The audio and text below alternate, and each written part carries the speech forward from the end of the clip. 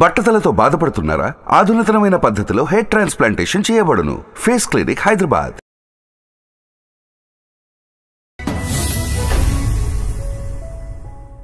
అత్యాధునికమైన టెక్నాలజీతో fertility treatment అందిస్తోంది మెడిసి ఐవీఎఫ్. వెల్కమ్ టు అందమైన జీవితం. నమస్తే డాక్టర్ గారు. నమస్తే జయ గారు. కళ్యాణ్ గారు, గీత అనే ఒక అమ్మాయి హనుమకొండ నుంచి ఒక మెయిల్ చేసిందండి. అంటే సాధారణంగా అందరం చాలా మంది ఎదుర్కొనే ఒక సమస్య అనమాట. కానీ వయసు వలన తను ఎలా ఎక్స్ప్రెస్ చేయాలి, ఏం చేయాలి, చెప్పాలా వద్దా, చెప్తే ఏదో జరిగిపోతుందని ముందుగానే ఊహించేసుకొని భయపడిపోతుంది. ఉన్న రిలేషన్స్ కట్ అయిపోతాయేమో, అంటే ఎక్కడికెక్కడికో ఊహ, సరైన అవగాహన లేకపోవటమేమో అనిపించింది నాకు ఆ మెయిల్ చేసినాక. అయితే నెంబర్ పెట్టిందండి, ఒకసారి కాల్ చేస్తాను. తప్పకుండానమ్మా, చేయండి. కానీ విచిత్రమైన మనస్తత్వాలు, వింత ఆలోచనలు కళ్యాణ్ గారు. ఎవరికి తోచింది వాళ్ళు అదే కరెక్ట్, ఇంకా ఆ సర్కిల్లోనే ఉండిపోతున్నారు. హలో హలో, ఎవరండి? గీత అండి, నేను సుమన్ టీవీ నుంచి మాట్లాడుతున్నానండి. అవునండి, గీతానే. హాయ్ మ్యామ్, నేనే మీకు మెయిల్ చేసింది. రైట్ గీత గారు, చూసానండి మీ మెయిల్. నేను డాక్టర్ కళ్యాణ్ గారు కూడా ఉన్నారు నాతో పాటు. Sir, good afternoon sir. మాట్లాడొచ్చా గీత మీతో? మాట్లాడొచ్చు మ్యామ్, ఇబ్బంది ఏంటి. రైట్, చెప్పండి గీత, మీ వయసు ఎంతమ్మా? మీరు ఏ ఊరు నుంచి మాట్లాడుతున్నారు? సార్, మాది వరంగల్ దగ్గర హనుమకొండ సార్. నేను డిగ్రీ సెకండ్ ఇయర్ చదువుతున్నాను సార్. నాది ఒక విచిత్రమైన సమస్య సార్. దీన్ని అసలు సమస్య అనాలా అనకూడదా కూడా నాకు అర్థం కావట్లేదు సార్ అసలు. అమ్మా చెప్పండి సార్. అది మాది సొంత ఇల్లు సార్, వరంగల్ దగ్గర. మేము ముగ్గురం అక్క చెల్లెళ్ళం. మాకు పక్కింట్లో ఒక ఆంటీ వాళ్ళు ఉంటారు సార్. వాళ్ళకి ఆడపిల్లలు లేరు, ఇద్దరు కొడుకులే. ఇంకా మేము ముగ్గురం ఆడపిల్లలం అయ్యేసరికి, వాళ్ళ ఇంట్లో ఆడపిల్లలు లేకపోయేసరికి ఆంటీ మమ్మల్ని చాలా బాగా చూసుకునే వాళ్ళు. ఓకే. ఇంకా ఆ రిలేషన్ లో ఇంకా ఆడపిల్లలు లేరు కాబట్టి ఆంటీ మాతో అంతా కలిసిపోయినందుకు మా రెండు ఫ్యామిలీస్ చాలా అంటే చాలా, ఇంకా ఒకవేళ నిజంగా ఫ్యామిలీస్ కూడా అంత క్లోజ్ గా ఉండలేరు, అంత క్లోజ్ గా ఉంటాము. మేము ఎక్కడికన్నా అవుట్డోర్ టూర్ కి అట్లా వెళ్ళాలనుకున్నా కూడా మాతో పాటు వాళ్ళు రెడీ అయిపోయి వచ్చేసేవాళ్ళు. ఒకవేళ వాళ్ళు వెళ్తున్నారంటే మేము వెంటనే మేమందరం కలిసి వెళ్ళాలి అన్నట్లుగా వెళ్ళేవాళ్ళం. అంటే మీరు పుట్టింది పెరిగింది అంతా అక్కడేనమ్మా? ఎంతకాలం బట్టి నేబర్స్? 25 years నుంచి అక్కడే. నా ఇద్దరు అక్కయ్యలు, నేను బోర్న్ బ్రాటప్ అన్ని అక్కడే. ఇంకా రెండు ఫ్యామిలీస్ ఎంత అంటే పండుగలు వస్తే ఒకే ఇంట్లో వండుకొని తినేవాళ్ళం.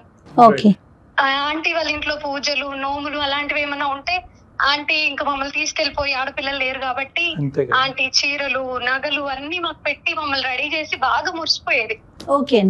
ఆడపిల్లలు లేరు అన్న లోటు మాతో తీర్చుకునే వాళ్ళ ఆంటీ. ఇంకా అలా రెండు ఫ్యామిలీస్ చాలా క్లోజ్ సార్ అసలు. ఇక్కడ మేము మా ఇంట్లో ఎవరైనా లేరు అంటే ఆ ఇంట్లో ఉన్నారని అర్థం. ఇంకా ఇద్దరు అక్కలు పెళ్లిళ్ళు అయిపోయాయి. వాళ్ళకు కూడా పెద్దన్నయ్య పెళ్లి అయిపోయింది, అబ్రాడ్ కి వెళ్ళారు. ఇంకా చిన్నన్నయ్య మ్యారేజ్ అయింది కానీ కరోనా కదా మేము, అందుకని work from home. So work from home కాబట్టి ఇంట్లోనే ఉంటున్నారు అన్నయ్య. అన్నయ్య కూడా, చిన్నన్నయ్య కూడా మ్యారేజ్ అయ్యింది కానీ వాళ్ళ వైఫ్ క్యారింగ్ పుట్టింటికి వెళ్ళింది డెలివరీ కోసం అని. సో అన్నయ్య ఇంట్లోనే వర్క్ ఫ్రమ్ హోమ్. నాకు కూడా కరోనా కదా మేడం, ఆన్లైన్ క్లాసెస్ జరుగుతున్నాయి. ఇంకా ప్రాజెక్ట్స్ అవి ఇవి కాలేజ్ లో వాళ్ళు పంపిస్తుంటారు. అవి నాకు ఫోన్ లో చేసుకోవడం, గాంధీ వాళ్ళు అనే వర్క్ ఫ్రమ్ హోమ్ కాబట్టి వైఫై పెట్టించుకున్నారు.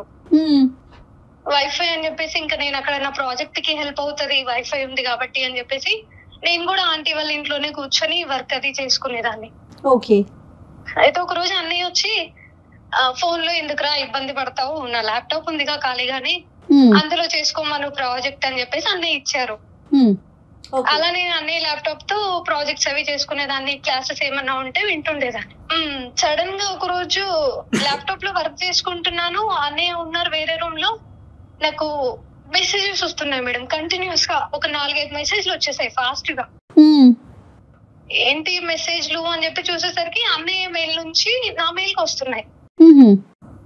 ఏంటి అన్నయ్య మెయిల్ నుంచి నా మెయిల్ కి మెసేజెస్ అని చెప్పి నేను ఓపెన్ చేశాను మేడం. ఇంకా ఓపెన్ చేస్తే అసలు అవి ఏంటో పిచ్చి పిచ్చి మెసేజ్లు మేడం. అసలు ఏం అర్థం కాలేదు ఒక క్షణం. చాలా వల్గర్ గా ఏవేవో అసలు అవి నేను చెప్పడానికి కూడా వీల్లేదు. ఓకే ఓకే నేను అవి చూడలేక మధ్యలోనే ఆపేసి ఒకసారి ఒక క్షణం డౌట్ వచ్చింది, అదేంటి అన్నయ్య మెయిల్ నుంచి ఇలాంటివి రావడం, అన్నయ్య ల్యాప్టాప్ కదా, వేరే వాళ్ళు ఎవరన్నా వేరే ఏదన్నా అయి ఉంటది, నాకు పంపిండరు అని మళ్ళీ ఒకసారి చెక్ చేసుకున్నా. అదే చూస్తే అన్నయ్య మెయిల్ నుంచి నా మెయిల్ కే వచ్చాయి, అది షూర్ కన్ఫర్మ్ అయింది. కన్ఫర్మ్ అయింది. ఓకే అండి. అవి చూస్తే వీడియోస్ ఏంటో పిచ్చి పిచ్చి వీడియోలు, మెసేజ్లు, అసలు నాకు ఇంకా ఏమి చెమటలు పట్టేస్తున్నాయి, వణుకు పుట్టింది, అసలు ఏం అర్థం కావట్లేదు. అన్నయ్య ఏంటి ఇలాంటి మెసేజ్లు ఏంటి అని చెప్పేసి చాలా భయం వేసింది. ఓకే. ఇంకా వెంటనే ల్యాప్టాప్ అక్కడే వదిలేసి పరిగెత్తుకుంటూ మా ఇంట్లోకి వచ్చేసా. ఇంట్లోకి వచ్చేసి ఇంకా నేను ఆలోచించుకుంటుంటే నాకు అసలు ఏమి అన్నయ్య ఏంటి ఇలా పంపడం ఏంటి, అన్నయ్యేనా అని అసలు ఏం అర్థం కాక ఇదేదో అసలు అర్థం కావట్లేదు అని చెప్పేసి ఇంకా టెన్షన్ లో అసలు ఇంకా నేను వాళ్ళ ఇంటికి వెళ్ళకూడదు అని ఆ టైంలో డెసిషన్ తీసుకొని ఒక 2 days వెళ్ళడం మానేశాను. ఓకే. ఇంకా వెళ్ళట్లేను, భయం వేస్తుంది అక్కడికి వెళ్ళాలంటే, అది నిజమేనేమో ఏంటో అని వెళ్ళట్లేను. 2 days గడిచిపోయింది. ఇంతలో ఆంటీ ఏంటి మా ఇంటికి రావట్లేదు ఏంటి, నీకు ఈ మధ్య ఎక్కువైపోతుంది, మా ఇంటికి రాకుండా ఉంటావా నువ్వు, అది ఇది అని చెప్పేసి.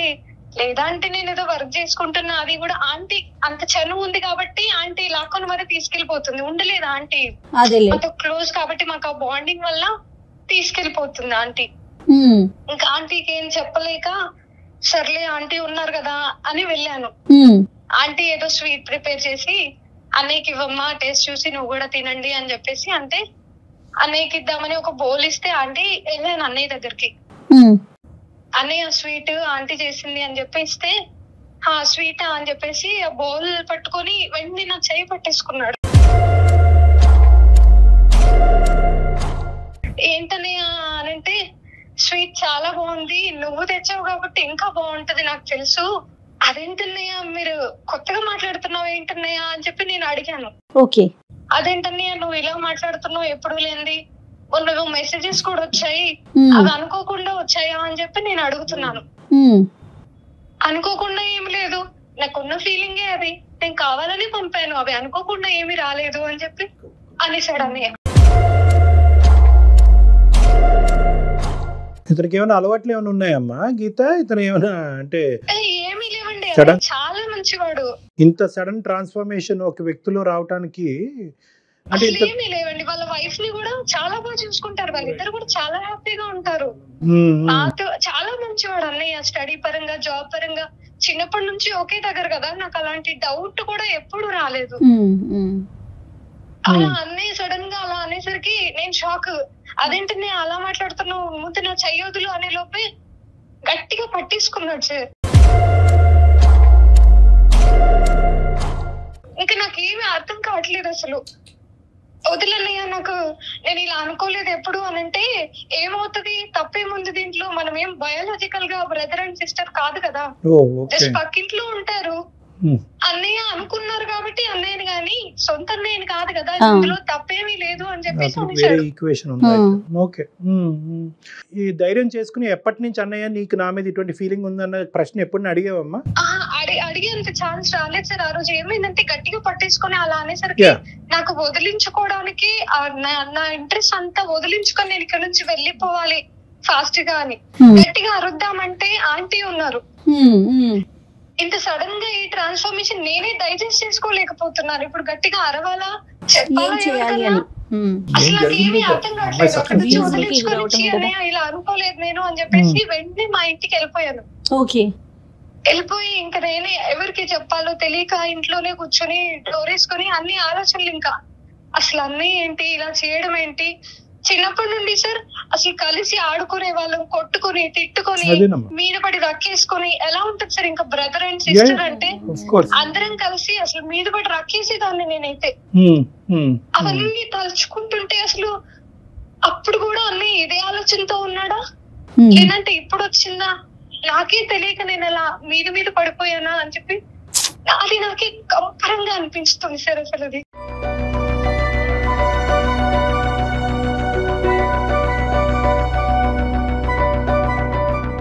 తలుచుకుంటేనే నాకు అసలు ఏమీ అర్థం కావట్లేదు. వెరీ సారీ అమ్మా. అంటే ఒక పరాయి వ్యక్తి ఇలా చేసినప్పుడే ఒక ఆడపిల్ల కంగు తిని మనసు విరిగిపోయి చాలా మంది ఆడపిల్లలు ఆత్మహత్య వరకు కూడా వెళ్ళిపోయిన, అంటే ఎవరికి చెప్పుకోలేనటువంటిది.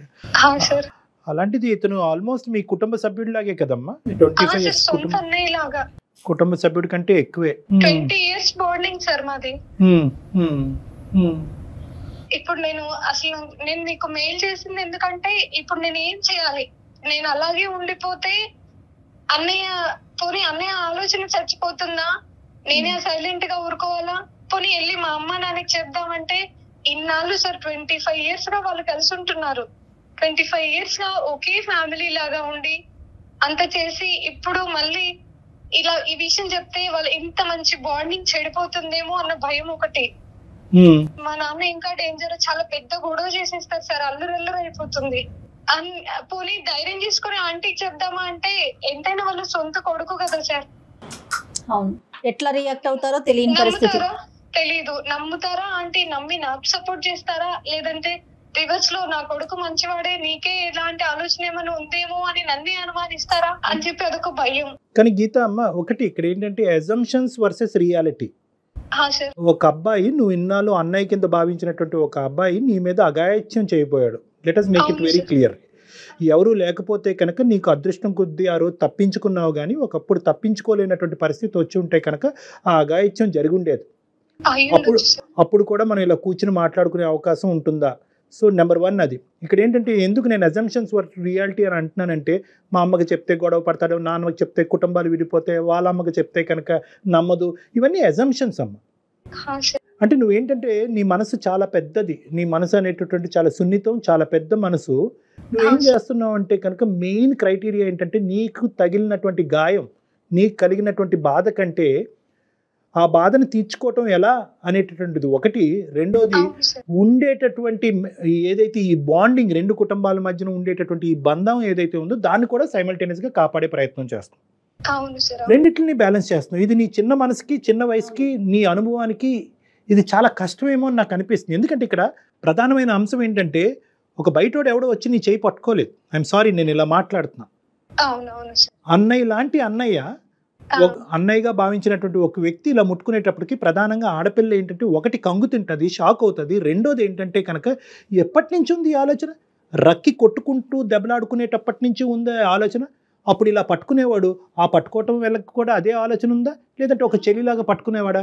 రాఖీ కట్టినప్పుడు చెయ్యి తాకేది, అప్పుడు తాకినప్పుడు చెల్లి చెయ్యి తాకిందనే ఫీలింగ్లో ఉండేవాడా, లేదంటే ఒక గర్ల్ ఫ్రెండ్ తాకుతుందనే ఫీలింగ్లో ఉండేవాడా? సో ఇలాంటి రకరకాల క్వశ్చన్స్ ఆ కంగు తినటం కంటే ఈ ప్రశ్నలు ఎక్కువగా నీ లోపల వస్తాయమ్మా.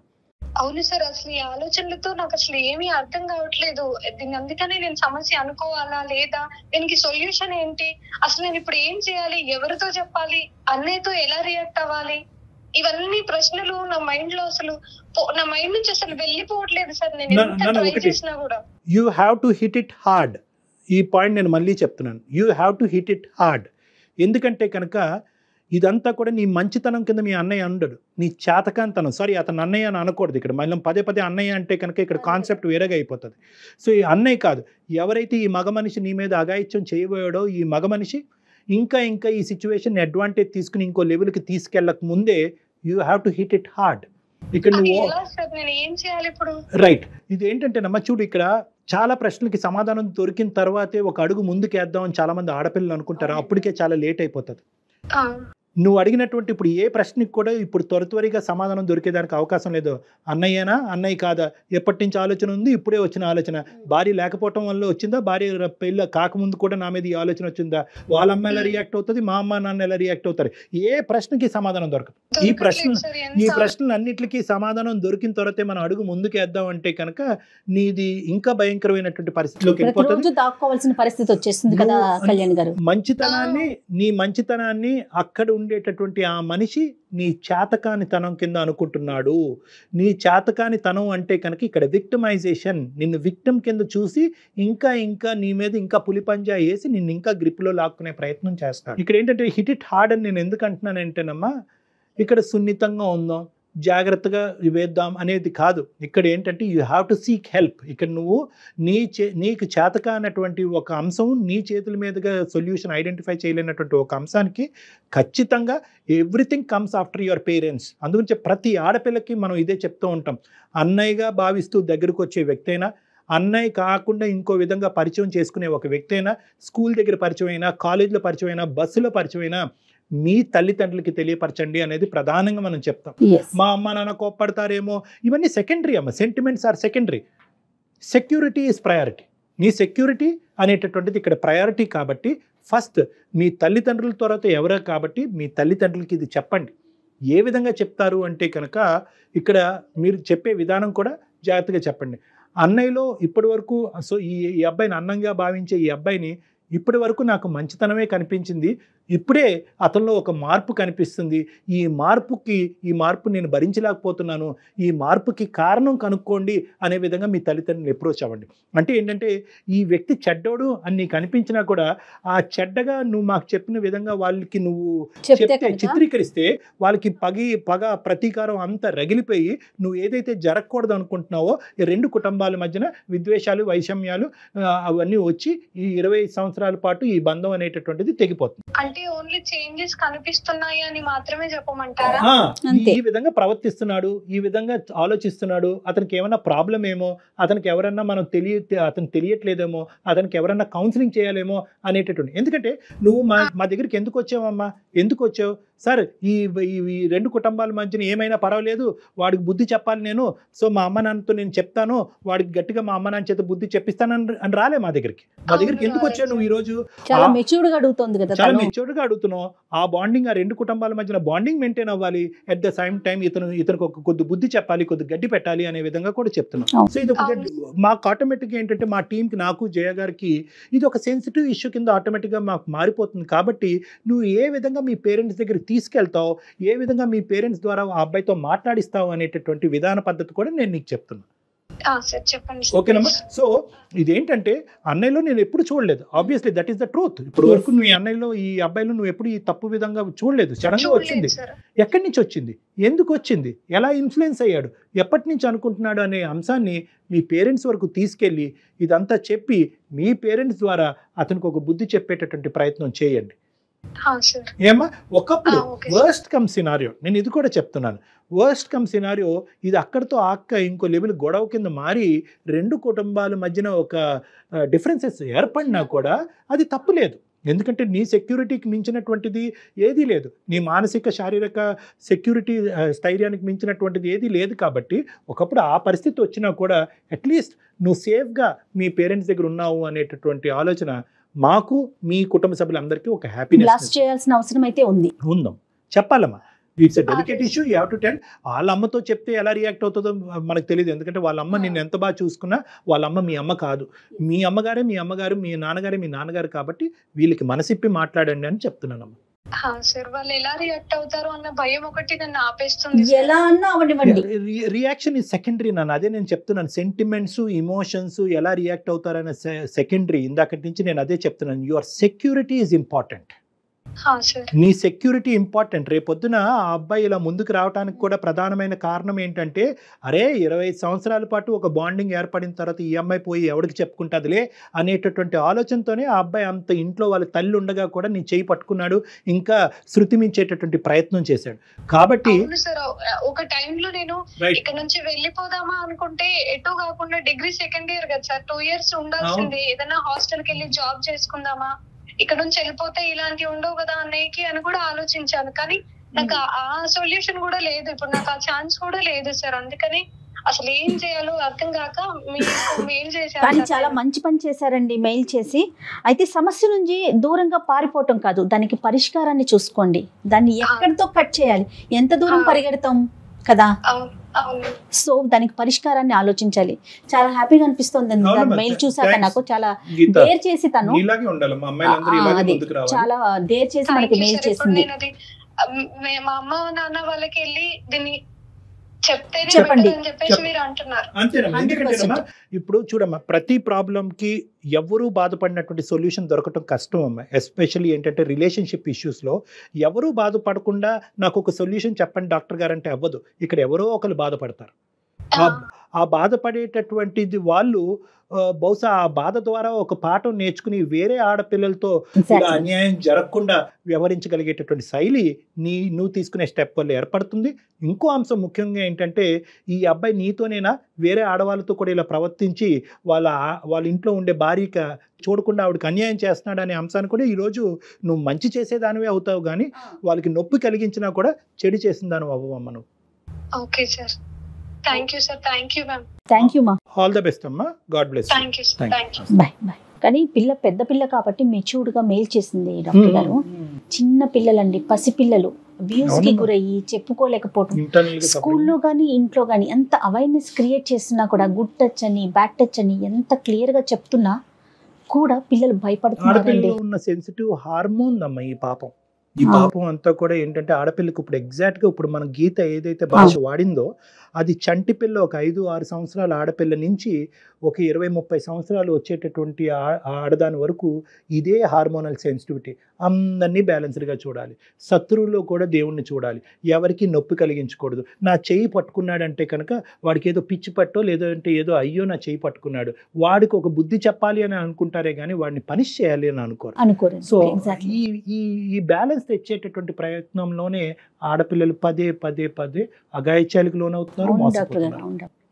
వయసుతో సంబంధం ఉండట్లేదు, మన భేదాలు ఉండట్లేదు. చుట్టాలు, బాబాయిలు, మేనమామలు, కజిన్స్ చాలా ఇబ్బందులు పడుతున్నారు. కానీ చాలా అప్రిషియేట్ చేయాలండి ఈ పిల్లని మాత్రం. నాకు చాలా హ్యాపీగా అనిపిస్తుంది. బయటకు వచ్చి ఇట్లా మాట్లాడటం అనేది చాలా మనం సంతోషించదగ్గ విషయం. రైట్ అండి, thank you so much. Suman టీవీలో మీ పర్సనల్ అండ్ బిజినెస్ ప్రమోషన్స్ కోసం కింది నెంబర్కి కాంటాక్ట్ చేయండి.